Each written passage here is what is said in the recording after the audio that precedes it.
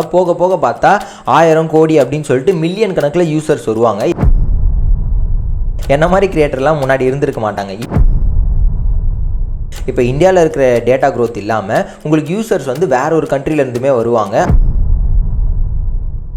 S. So இந்த வீடியோவில் என்ன பார்க்க வரோம்னு பார்த்தீங்கன்னா ஸ்கேலபிலிட்டி அப்படின்னா என்ன அப்படின்றத பார்க்க போகிறோம். ஸ்கேலபிலிட்டி அப்படின்றது ஒரு ப்ராடக்ட் பேஸ்ட் கம்பெனி அப்படின்னு நீங்கள் வந்துட்டிங்கன்னா நீங்கள் ரொம்ப அதிகமாக கேட்கக்கூடிய ஒரு வார்த்தை வந்து ஸ்கேலபிலிட்டி அப்படின்றது தான் இருக்கும். ஒரு கம்ப்யூட்டரை வந்து ஸ்கேல் பண்ணணும், ஒரு சிஸ்டம் வந்து ஸ்கேல் பண்ணணும் அப்படின்றது ரொம்ப ரொம்ப இம்பார்ட்டண்ட். இது வந்து ஸ்பெசிஃபிக்கலி சிஸ்டம் டிசைனில் தான் வரும். பட் ஆனால் நம்ம வந்து சிஸ்டம் டிசைன் இல்லை அப்படின்னாலுமே வந்து ஒரு இன்ஜினியராக ஸ்கேலிங் அப்படின்னா என்ன அப்படின்றது தெரிஞ்சுக்கணும். ஃபஸ்ட்டு ஸ்கேலபிலிட்டி அப்படின்றத நம்ம ரெண்டாக பிரிக்கலாம். ஒன்று ஸ்கேலிங், இன்னொன்று எபிலிட்டி. ஸோ ஸ்கேலிங் அப்படின்னு என்னென்னு பார்த்தீங்கன்னா, ஸ்கேல் அப்படின்னா வந்து அளந்து பார்க்குறது அப்படின்றது தான் வந்து ஸ்கேலோட மீனிங்.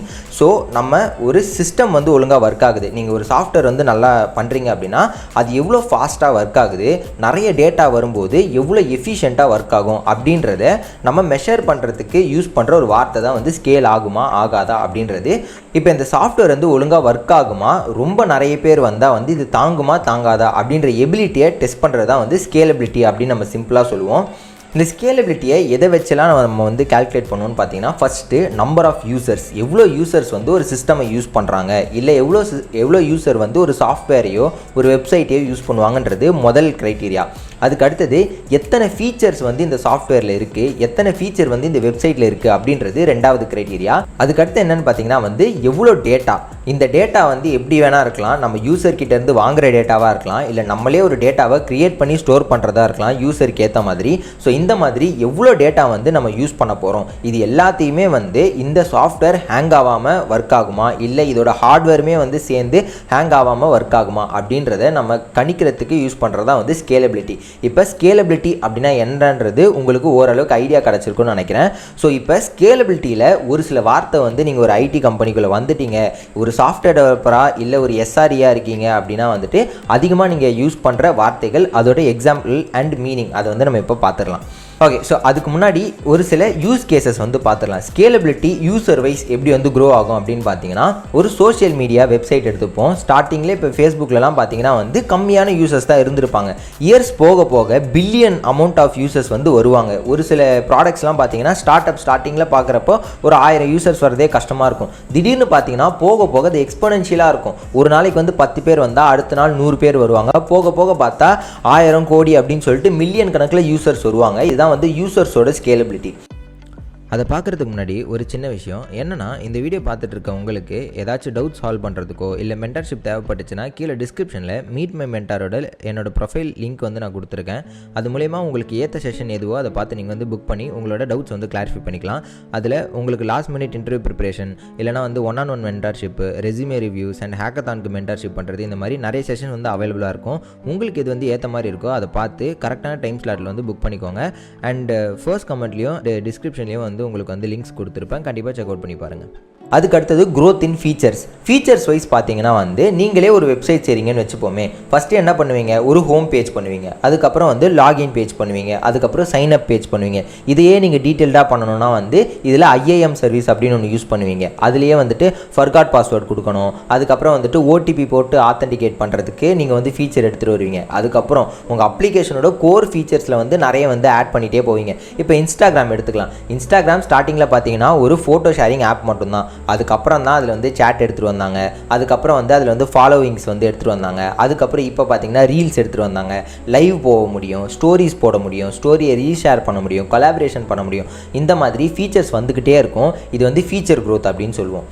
அதுக்கு அடுத்து பார்த்தீங்கன்னா வந்து டேட்டா வால்யூம் அப்படின்னா வந்து எந்த அளவுக்கு உங்களுக்கு வந்து டேட்டா கிடைக்குது அப்படின்றத நீங்கள் வந்து பார்க்க போகிறீங்க. இப்போ ஃபார் எக்ஸாம்பிள் வந்து அமேசான் ப்ரைம் எடுத்துக்கலாம். அமேசான் ப்ரைமில் ஸ்டார்டிங்கில் பார்த்தீங்கன்னா நிறைய பெரிய மூவிஸ் எல்லாமே இருந்திருக்காது. போக போக பார்த்தீங்கன்னா வந்து மூவிஸ் நிறைய வந்துகிட்டே இருக்கும். ஏன் நீங்கள் இப்போ பார்த்துட்டு இருக்க யூடியூபே பார்த்தீங்கன்னா கூட என்ன மாதிரி கிரியேட்டர்லாம் முன்னாடி இருந்திருக்க மாட்டாங்க. இப்போது எல்லாருமே ஒரு கிரியேட்டராக மாறுறாங்க. நிறைய வால்யூம் ஆஃப் டேட்டா வந்து வந்துக்கிட்டே இருக்குது. டெய்லியும் பார்த்தீங்கன்னா வந்து ஒரு ஆயிரக்கணக்கான கோடிக்கணக்கான வீடியோஸ் வந்து இதில் அப்லோட் ஆகிட்டே இருக்கும். அது போக போக இன்க்ரீஸ் ஆகிட்டே தான் போக போகுது. அதை இவங்களோட ஹார்ட்வேரோ சாஃப்ட்வேரோ இல்லை இவங்களோட அந்த சிஸ்டம்ஸோ வந்து ஹேங் ஆகாமல் ஒர்க் ஆகுமா அப்படின்னு பார்க்குறது வந்து டேட்டா வால்யூம் க்ரோத். ஸோ அடுத்து என்னன்னு பார்த்தீங்கன்னா வந்து காம்ப்ளெக்சிட்டி என்ன அப்படின்னு பார்த்தீங்கன்னா வந்து உங்களோட டேட்டா எப்பயுமே வந்து ரொம்ப ஈஸியாகவோ ரொம்ப சிம்பிளாகவோ இருக்கோ அப்படின்றதுக்கு மீனிங் கிடையாது. உங்களோட டேட்டா எவ்வளோ காம்ப்ளெக்ஸாக வேணால் போகலாம். இப்போ ஃபார் எக்ஸாம்பிள் நீங்கள் வந்து இன்ஸ்டாகிராம் வந்து வச்சுருக்கீங்கன்னே வச்சுக்கலாம். இப்போ இன்ஸ்டாகிராமில் நீங்கள் ஒருத்தவங்களை ஃபாலோ பண்ணீங்க அப்படின்னா அவங்களோட ஃபாலோவர் நீங்கள், அவங்களுக்கு உங்களோட சஜஸ்டட் ஃபாலோவர்ஸ் அப்படின்னு சொல்லிட்டு உங்களை மாதிரியே சிமிலராக இருக்க ப்ரொஃபைல்ஸ் எல்லாமே காட்டும். அதை கிளிக் பண்ணோன்னா அவங்களுக்கு சிமிலராக இருக்கிற ப்ரொஃபைல்ஸ் எல்லாம் காட்டும். இப்போ நான் அவங்கள வந்து ஃபாலோ பண்ணிட்டேன் அப்படின்னா உங்களோட ஃப்ரெண்ட்ஸில் யார் என்னோட ஃப்ரெண்ட்ஸ்லாம் இருக்காங்க, மியூச்சுவல் ஃப்ரெண்ட்ஸ் அப்படின்னு ஒன்று காட்டணும். இந்த சிம்பிளாக 2 பேரோட டேட்டா அவங்களோட ஃப்ரெண்ட்ஸோட டேட்டா வச்சு இவ்வளோ அசோசியேஷன் பண்ணுறோம்ல, ஸோ இது வந்து காம்ப்ளெக்சிட்டி இன்க்ரீஸ் ஆகுது அப்படின்னு நம்ம சொல்லுவோம். இது போக போக ஒரு யூஸ் கேஸ் வர ரொம்பவே வந்து காம்ப்ளெக்ஸாக இருக்கும். நீங்கள் வந்து டேரெக்டாக ஒரு சிஸ்டமில் வந்து ஒர்க் பண்ணுறீங்க, ஒரு ரியல் டைம் ப்ராடக்ட்டில் ஒர்க் பண்ணிங்கன்னா தான் காம்ப்ளெக்ஸான டேட்டா எப்படி இருக்குன்றது உங்களுக்கு வந்து தெரியும். ஸோ அடுத்து என்னென்னு பார்த்தீங்கன்னா வந்து geographical based data. So okay, geographical reach. இப்போ ஃபார் எக்ஸாம்பிள் நீங்கள் வந்து ஒரு ஸ்டார்ட் அப் வந்து கிரியேட் பண்ணுறீங்க அப்படின்னு வச்சுக்கலாம். இந்தியாவிலே வந்து கிரியேட் பண்ணுறீங்க, அது ரொம்ப ஹிட் ஆகிடுச்சு. மற்ற கண்ட்ரீஸில் இருக்கவங்களுமே வந்து இதை யூஸ் பண்ணணும்னு நினைக்கிறாங்க அப்படின்னா கண்டிப்பாக அந்த கண்ட்ரியில் இருக்கவங்களுக்குமே நீங்கள் வந்து சர்வர்ஸ் போட்டு அவங்களுக்கு ஃபாஸ்ட்டாக இருக்கிற மாதிரி நீங்கள் வந்து கிரியேட் பண்ணுவீங்க. இப்போ இந்தியாவில் இருக்கிற டேட்டா க்ரோத் இல்லாமல் உங்களுக்கு யூசர்ஸ் வந்து வேற ஒரு கண்ட்ரிலேருந்துமே வருவாங்க, அதுக்கேற்ற சர்வர்ஸ் நீங்கள் வந்து போடணும். அது இல்லாமல் கான்டினென்ட் பேஸ்டு நீங்கள் வந்து மாற்றுவீங்க. இப்போ யூரோப்பியன் யூனியன்லாம் போனீங்கன்னா வந்து அவங்க ஜிடிபிஆர் அப்படின்னு சொல்லிட்டு ஒரு கைட்லைன்ஸ் வச்சுருப்பாங்க. அதுக்கேற்ற மாதிரி உங்களோட டேட்டா வந்து கண்டிப்பாக கம்பைல்டாக இருந்தால் மட்டும்தான் வந்து உங்களை வந்து அங்கே லான்ச் பண்ணவே விடுவாங்க, இல்லைனா வந்து நீங்கள் ஃபைன்லாம் கட்டுற மாதிரி இருக்கும். ஸோ இது வந்து ஜியோகிராஃபிக்கல் பேஸ்டு எக்ஸ்பான்ஷன் அப்படின்னு சொல்லுவோம். சரி, ஓகே, ஒரு சிஸ்டம்னா என்ன, அது எப்படி வந்து க்ரோத் ஆகுது அப்படின்றத பார்த்தாச்சு. இப்போ நம்ம வந்து கோர் சிஸ்டம்ஸ்குள்ளே வருவோம். எப்படி வந்து ஒரு சிஸ்டம்ஸை வந்து ஸ்கேல் பண்ணுறாங்க, அதுக்கு என்னென்ன ரொம்ப காமனாக இருக்கிற டெக்னிக்ஸ் அப்படின்றதான் பார்க்க போகிறோம். ஃபர்ஸ்ட் வந்து vertical scaling. So vertical scaling அப்படின்னா என்னதுன்னா, ஒரு கம்ப்யூட்டர் வந்து நீங்கள் வச்சுருக்கீங்க, அந்த கம்ப்யூட்டரில் வந்து உங்களால் வந்து ஒரு டேப் ஆஃப் க்ரோம் வந்து ஓப்பன் பண்ண முடியுது. 2 டேப் வந்து ஓப்பன் பண்ணிங்கன்னா அது வந்து ஒர்க் ஆகலை, ஹேங் ஆகுது அப்படின்னா நீங்கள் என்ன பண்ணலாம் அப்படின்னா எக்ஸ்ட்ராவாக அதுக்கு வந்து ரேம் போடலாம். ஸோ எக்ஸ்ட்ராவாக ரேம் போடுறப்போ வந்து உங்களோட 8 GB ரேம் வந்து 16 GB மாறுறதுக்கு வாய்ப்பு இருக்குது. அதுக்கு அடுத்து நீங்கள் என்ன பண்ணலாம்னா வந்து CPU வந்து அப்கிரேட் பண்ணி பார்க்கலாம், இல்லை GPU வந்து அப்கிரேட் பண்ணி பார்க்கலாம். இது மூலமா வந்து நீங்கள் காம்ப்ளெக்ஸாக யூஸ் பண்ணுற சாஃப்ட்வேர் எல்லாமே வந்து நல்லா ஸ்கேல் ஆகும். இதுதான் வெர்டிக்கல் ஸ்கேலிங்னு சொல்லுவாங்க.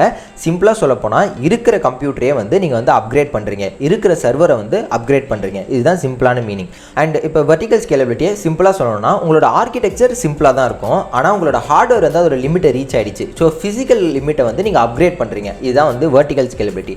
அதுக்கு அடுத்தது ஹாரிசான்டல் ஸ்கேலபிலிட்டி. ஹாரிசான்டல் ஸ்கேலபிலிட்டி அப்படின்னா என்னன்னு பார்த்தீங்கன்னா, உங்களோட சிஸ்டம்ஸ் வந்து ஆல்ரெடி இருக்கும், அதை நீங்கள் ஆல்ரெடி மேக்ஸ்ட் அவுட் பண்ணி கூட வச்சிருக்கலாம். ஃபார் எக்ஸாம்பிள் நீங்கள் உலகத்தில் இருக்கிறதுலே best processor, best RAM, best mother board எல்லாமே போட்டு வச்சிருக்கலாம்.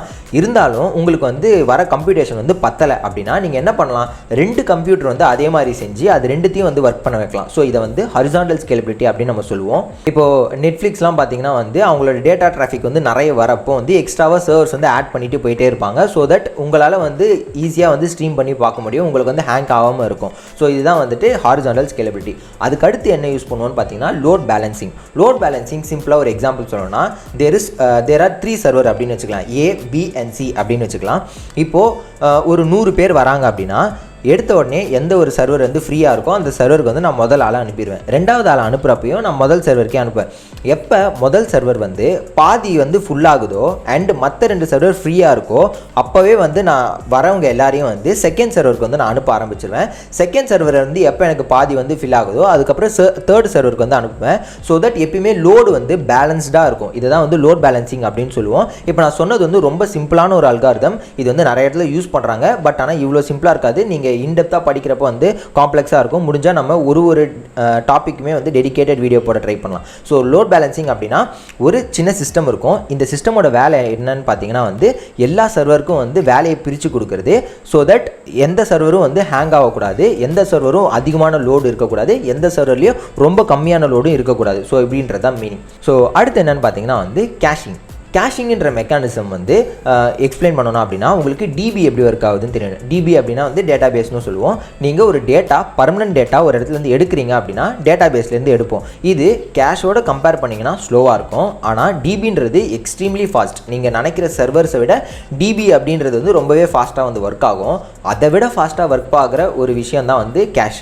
ஏன்னா டிபி அப்படின்றது உங்களோட எஸ்எஸ்டியிலேருந்தோ இல்லை ஹெச்டிடியிலேருந்தோ வந்து டேட்டாவை எடுக்கும். ஆனால் கேஷ் அப்படின்றது பார்த்தீங்கன்னா வந்து உங்கள் ரேமை வந்து ஒரு ஸ்டோரேஜ் மீடியமாக யூஸ் ஆகும். ஸோ உடனே வந்து உங்களால் வந்து டேட்டாவே எடுக்க முடியும். ஸோ இந்த கேஷை வந்து எங்கெல்லாம் யூஸ் பண்ணுவோம் அப்படின்னு பார்த்தீங்கன்னா, இப்போ ஒரு டிபி இருக்குது, அதில் 100 டேட்டா இருக்குது, அதில் ஃபஸ்ட்டு 10 டேட்டா வந்து நிறைய பேர் யூஸ் பண்ணிகிட்டே இருக்காங்க, அதையே வந்து கேட்டுக்கிட்டே இருக்காங்க அப்படின்னா இதெல்லாம் நம்ம வந்து கேஷ் பண்ணி வச்சுருவோம். ரொம்ப ஃப்ரீக்வெண்ட்டாக அக்சஸ் பண்ணுற ஒரு விஷயத்தை நம்ம கேஷ் பண்ணி வைப்போம்.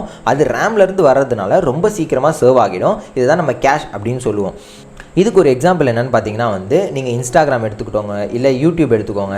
இதில் வந்து ரொம்ப அதிகமாக நீங்கள் வந்து இப்போ ஒரு வீடியோ வந்து ட்ரெண்ட் ஆகுது, இல்லை ஒரு ஃபோட்டோ வந்து ட்ரெண்ட் ஆகுது அப்படின்னா அதில் வந்து கேஷ் வந்து பண்ணி வச்சுருப்பாங்க.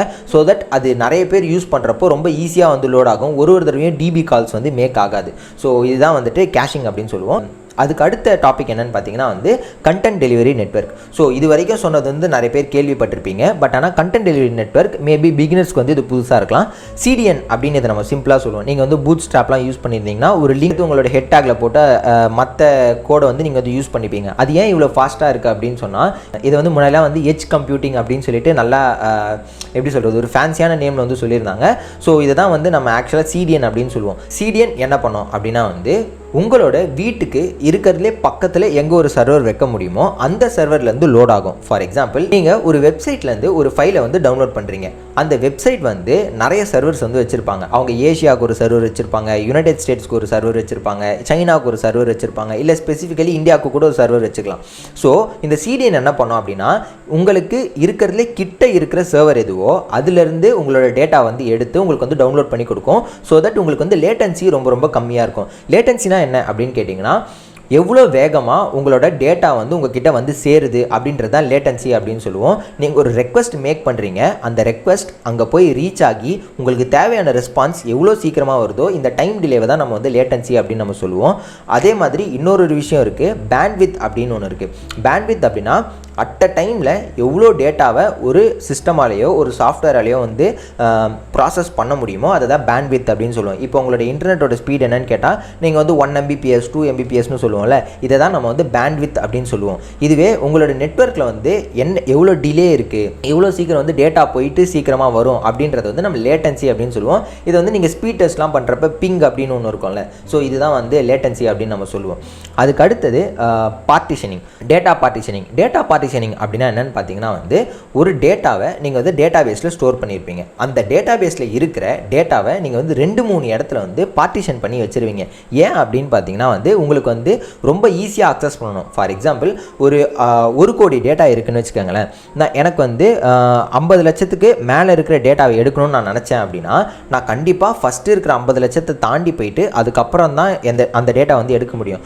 இதை நான் சிம்பிளாக பண்ணுறதுக்கு இதை வந்து நான் 3 பகுதியாக பிடிச்சிக்கிறேன். ஃபஸ்ட்டு 30 லட்சம் ஒரு டேட்டா பேஸ்லையோ, அடுத்த 30 லட்சம் வேற ஒரு டேபிள்லையோ, அடுத்த 30 லட்சம் வேற ஒரு இடத்துல வச்சுக்கிறேன். ஸோ இப்போது எனக்கு வர ரெக்வஸ்ட் வந்து எந்த நம்பர்னு பார்த்து நான் உடனே வந்து இந்த 3 பக்கெட்டில் எந்த இடத்துல இருக்குன்றதை ஃபஸ்ட்டு நான் கண்டுபிடிப்பேன். அதுக்கப்புறமா அந்த பக்கெட்டில் போய் நான் வந்து சர்ச் பண்ண ஆரம்பித்தேன் அப்படின்னா எனக்கு ரொம்பவே வந்து ஈஸியாக இருக்கும். ஸோ இதை தான் வந்துட்டு நம்ம வந்து பார்ட்டிஷனிங் அப்படின்னு சொல்லுவோம்.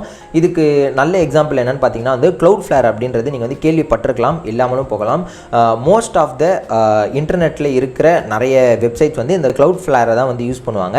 இது வந்து ஆட்டோமேட்டிக்காக வந்து நீங்கள் எந்த டேட்டா வந்து சப்மிட் பண்ணாலுமே வந்து அது வந்து பார்ட்டிஷன் பண்ணி வச்சுருவாங்க. ஸோ தட் நீங்கள் ஒரு டேட்டாவை அக்சஸ் பண்ண ட்ரை பண்ணுறீங்க அப்படின்னா அது ரொம்பவே வேகமாக உங்களுக்கு வந்து கிடைக்கும். ஸோ இதுதான் வந்து டேட்டா பார்ட்டிஷனிங். அதுக்கு அடுத்து என்னென்னு பார்த்தீங்கன்னா வந்து ஏசிங்க்ரனஸ் கம்யூனிகேஷன். ஏசிங்க்ரனஸ் கம்யூனிகேஷன் ரொம்ப ரொம்ப இம்பார்ட்டன்ட். இது வந்து சிஸ்டம் டிசைன் கான்செப்டாக இல்லைனா கூட இது வந்து ஒரு நார்மலான ஒரு ப்ரோக்ராமிங்கான கான்செப்ட் தான். எந்த ஒரு விஷயம் லோட் ஆகும் அப்படின்னாலுமே அதை நீங்கள் தனியாக தான் பண்ணணும். இதுதான் சிம்பிளான ஒரு விஷயம். ஃபார் எக்ஸாம்பிள் லெட்ஸே நீங்கள் வந்து ஒரு வெப்சைட் வந்து யூஸ் பண்ணுறீங்க. அந்த வெப்சைட்டில் வந்து எல்லாம் பண்ணி முடிச்சுட்டு எனக்கு இந்த வெப்சைட்டே வேணாம்ப்பா அப்படின்னு சொல்லிட்டு தூக்கி போட்டுட்டு டெலீட் பண்ணிவிட்டு போயிடுறீங்க உங்கள் அக்கௌண்ட்டை. அந்த டைமில் வந்து அக்கௌண்ட்டில் இருக்கிற எல்லாமே உங்களோட அக்கௌண்ட்டில் இருக்கிற இமேஜஸ், ப்ரொஃபைல்ஸு, உங்களோட ஃப்ரெண்ட்ஸோட லிஸ்ட்டு எல்லாத்தையும் உட்காந்து டெலீட் பண்ணுற வரைக்கும் உங்களை வெயிட் பண்ண வைப்பாங்களான்னு கேட்டால் கிடையாது. நீங்கள் டெலீட்டுன்னு பட்டன் கொடுத்தோன்னே உங்கள் அக்கௌண்ட் டெலீட் ஆகிடுச்சு, நீங்கள் போகணும்னு அமுச்சு விட்டுட்டு அதுக்கப்புறமா தனியாக உங்களோட டேட்டாவெலாம் எடுத்து ப்ராசஸ் பண்ணி தனித்தனியாக டெலீட் பண்ணுவாங்க. இதுதான் வந்து ஏசிங்க்ரனஸ் கம்யூனிகேஷன் அப்படின்னு சொல்லுவோம். எப்பயுமே ஒரு விஷயம் ரொம்ப டைம் எடுக்கும் அப்படின்னா யூஸரை வெயிட் பண்ண விடவே கூடாது. அவங்களுக்கு ஒரு மெசேஜ் கொடுத்துட்டு அந்த ப்ராசஸிங்கை நம்ம தனியாக தான் பண்ணணும். ஈவன் ரொம்ப சிம்பிளாக சொல்லணும்னு பார்த்தீங்கன்னா நீங்கள் வாட்ஸ்அப்பில் ஏதாவது ஒரு மெசேஜ் அனுப்புனா கூட நீங்கள் அனுப்புகிற மெசேஜ் உடனே போன மாதிரி காட்டும். அதுக்கப்புறமா வந்து பேக்ரவுண்டில் வந்து உங்களோட மெசேஜை ஷெட்யூல் பண்ணி ஒன்றா வந்து சென்ட் பண்ணுவாங்க. இப்படி தான் ஆக்சுவலாக வாட்ஸ்அப்பே வந்து ஒர்க் ஆகும். அதுக்கடுத்து என்னென்னு பார்த்தீங்கன்னா வந்து micro service architecture. So micro service architecture அப்படின்னா என்னென்னு பார்த்தீங்கன்னா உங்களுக்கு ஒரே ஒரு சர்வர் மட்டும் ஒர்க் ஆகாமல் மல்டிபிள் சர்வர்ஸ் வந்து ஒர்க் ஆகும். அந்த மல்டிபிள் சர்வரும் மல்டிபிள் டீம்ஸ் படி வந்து தனித்தனியாக வந்து ஸ்கேல் பண்ணிப்பாங்க. ஃபார் எக்ஸாம்பிள் இப்போ அமேசான் வந்து எடுத்துப்போம். அமேசானில் உங்களால் வந்துட்டு கார்ட்டில் வந்து ஒரு விஷயம் ஆட் பண்ணி உங்களால் வந்து கார்ட்டில் போட்டு வச்சுக்க முடியும். அதை வந்து பை பண்ண முடியும். அதை வந்து ஷிப்மெண்ட் வந்து ட்ராக் பண்ண முடியும். உங்களால் வந்து பேமெண்ட் இன்டெகிரேஷன் பண்ண முடியும். இல்லை அப்படின்னா வந்து உங்களால் வந்து அக்கௌண்ட்டை க்ரியேட் பண்ண முடியும், அக்கௌண்ட்டை டெலீட் பண்ண முடியும்.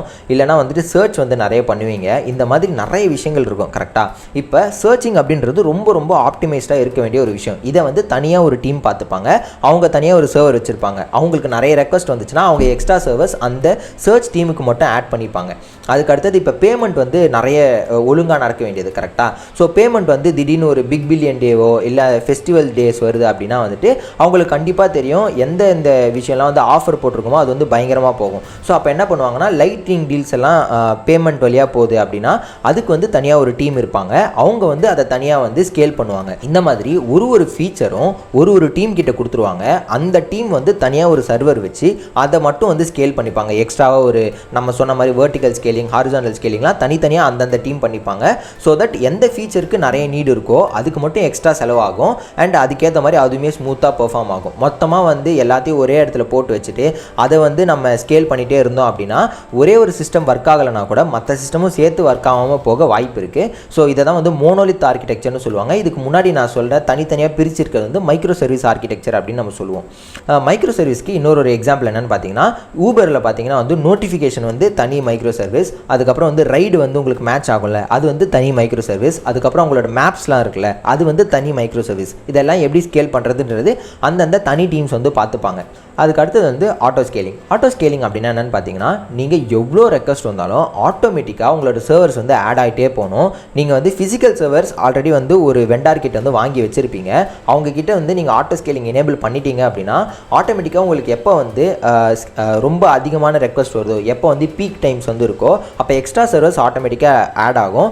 உங்களுக்கு அந்த சர்வர்ஸோட வேலை வந்து முடிஞ்சதுக்கப்புறம் ஆட்டோமேட்டிக்காக அந்த சர்வர்ஸ் வந்து கூல் டவுன் பீரியட் போயிட்டு அதுக்கப்புறம் அதுவே வந்து ஷட் டவுன் ஆகிடும். ஸோ இதுதான் வந்து ஆட்டோ ஸ்கேலிங் அப்படின்னு நம்ம சொல்லுவோம். அடுத்து என்னன்னு பார்த்தீங்கன்னா வந்து multi region deployment. Multi region deployment அப்படின்னா என்னன்றது எனக்கே வந்து ஒரு கம்பெனிக்குள்ளே வந்து ஒர்க் பண்ணதுக்கப்புறம் தான் தெரிஞ்சுது.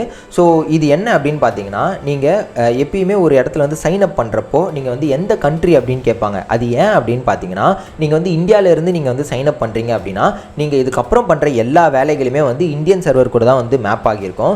நீங்கள் வந்து இப்போ யூரோப்பியன் யூனியனில் இருக்க ஏதாவது ஒரு இடத்துலேருந்து நீங்கள் வந்து சைன் அப் பண்ணுறீங்க அப்படின்னா உங்களோட ப்ராசஸிங் எல்லாமே வந்துட்டு யூரோப்பியன் யூனியனில் இருக்கிற சர்வருக்கு ஏற்ற மாதிரி தான் வந்து ஒர்க் ஆகும். ஃபார் எக்ஸாம்பிள் நீங்கள் சவுதி அரேபியாவில் இருக்கீங்க அப்படின்னா அங்கே இருக்கிற சர்வர் கூட தான் உங்களோட கனெக்ஷன் எல்லாமே வந்து மேக் ஆகும். இதுக்கு ரொம்ப பெரிய எக்ஸாம்பிள் என்னென்னு பார்த்தீங்கன்னா வந்து ஸ்பாட்டிஃபை வந்து அவங்களோட சர்வர்ஸ் எல்லாமே வந்து இந்த மாதிரி ரீஜன் ஸ்பெசிஃபிக்காக வந்து டிப்ளாய் பண்ணி வச்சுருப்பாங்க. ஸோ தட் இப்போ வந்து நீங்கள் தமிழ் கண்டென்ட் வந்து நிறைய கன்சியூம் பண்ணுறீங்க அப்படின்னா அந்த கண்டென்ட்டில் இங்கே மட்டும்தான் இருக்கும், இங்கே இருக்க சர்வர்ஸில் மட்டும்தான் வந்து ஸ்டோர் ஆகிருக்கும். இப்போ வந்து நீங்கள் கொரியாவில் இருக்கீங்க, கொரியன் கண்டென்ட் வந்து நிறைய வந்து நீங்கள் யூஸ் பண்ண போகிறீங்க அப்படின்னா வந்துட்டு அந்த கண்டென்ட் வந்து அங்கே இருக்க சர்வரில் ரொம்பவே வந்து ஃபாஸ்ட்டாக இருக்கும். ஸோ இதுதான் வந்துட்டு ரீஜன் ஸ்பெசிஃபிக்கான டிப்ளாய்மெண்ட். ஐ திங்க் ஸ்கேலபிலிட்டி அப்படின்னா என்னன்னு சொல்லிட்டு ஒரு நல்ல ஐடியா வந்து உங்களுக்கு கிடச்சிருக்குன்னு நினைக்கிறேன். ஃப்யூச்சரில் முடிஞ்சால் வந்து நம்ம ஒரு கம்பெனியோ இல்லை ஒரு சிஸ்டம்ஸோ வந்து எப்படி ஸ்கேல் ஆகுது அப்படின்றத நம்ம ஒரு கேஸ் ஸ்டடி மாதிரி பார்க்கலாம். ஸோ தட் உங்களுக்குமே வந்து ஹெல்ப்ஃபுல்லாக இருக்கும். இல்லை இந்த மாதிரி டாப்பிக்கில் எந்த ஒரு டாபிக் வந்து டீப்பாக வந்து நான் அனலைஸ் பண்ணணும் இல்லை ஏதாவது சஜஷன்ஸ் இருந்துச்சு அப்படின்னா வந்து கீழே வந்து கமெண்ட்ஸில் மென்ஷன் பண்ணுங்கள். That's been it. Keep coding. By.